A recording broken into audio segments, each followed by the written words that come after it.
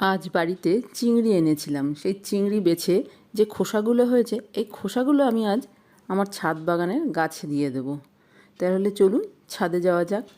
এই লাউ গাছটার গোড়ায় দিয়ে দেবো। দেখুন, গোড়ার থেকে সামান্য একটু দূরে একটুখানি খুঁড়ে গর্ত করে নিচ্ছি। একদম গোড়ার কাছে দেওয়ার দরকার নেই, একটু দূরে দিলেই হবে।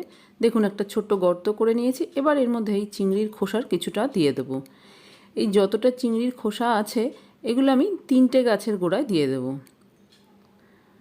বেশ কিছুটা দেখুন দিয়ে দিলাম এই লাউ গাছটার গোড়ায়। এবার ভালো করে এই মাটি চাপা দিয়ে দেব, ওপর থেকে যেন দেখতে না পাওয়া যায়, তাহলে কাক বেড়াল এগুলো সব বার করে নেবে টেনে টেনে। তাই মাটি চাপা দিয়ে দিতে হবে। দেখুন, লাউ গাছের গোড়ায় আমার চিংড়ির খোসাগুলো দেওয়া হয়ে গেল। এবার চলুন অন্য গাছের গোড়ায় দেব। আমি শুধু চিংড়ির খোসা না, যে কোনো মাছের যে অবশিষ্ট অংশ আমরা ফেলে দিই সেগুলো ফেলে না দিয়ে এইভাবে আমি গাছের গোড়ায় দিয়ে দিই। এবার পুঁইশাক গাছের গোড়াতেও এই একই রকমভাবে একটু গর্ত করে নিচ্ছি। এবার ওই গর্তের মধ্যে এই চিংড়ির খোসা দিয়ে দিচ্ছি। আমি 3টে গাছের গোড়ায় এই খোসাগুলো দিয়ে দেব। আবারও একই রকমভাবে একটু চাপা দিয়ে দিচ্ছি। এগুলো কিন্তু গাছের খুব ভালো সার। আপনি যদি বাজার থেকে কেনা সার ব্যবহার করতে না চান, তাহলে রান্নাঘরের যে ওয়েস্টেজ জিনিসগুলো থাকে সেগুলো দিয়েও কিন্তু গাছের গোড়ায় দিতে পারেন। গাছের কিন্তু খুব ভালো খাবার তৈরি হবে।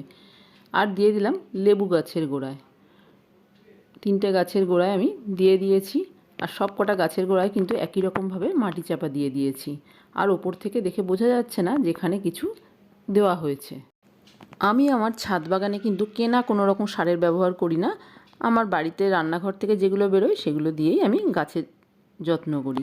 এখানে দেখুন একটা ঝিঙে গাছে স্ত্রী ফুল ফুটেছে। এবার একটা পুরুষ ফুল নিয়ে ওই স্ত্রী ফুলের সাথে মিলিয়ে দেব। এই গাছে একটাও ঝিঙে ছিল না, আজ একটা দেখলাম ঝিঙে হয়েছে, বেশ ভালোই লাগছে।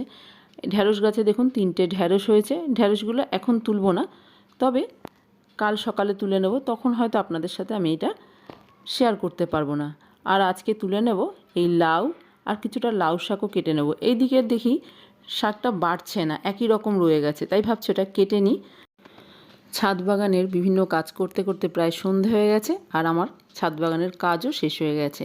সব শেষে লাউ শাক আর লাউ হারভেস্টিং করে নিয়ে আমি আজকে ভিডিও শেষ করব।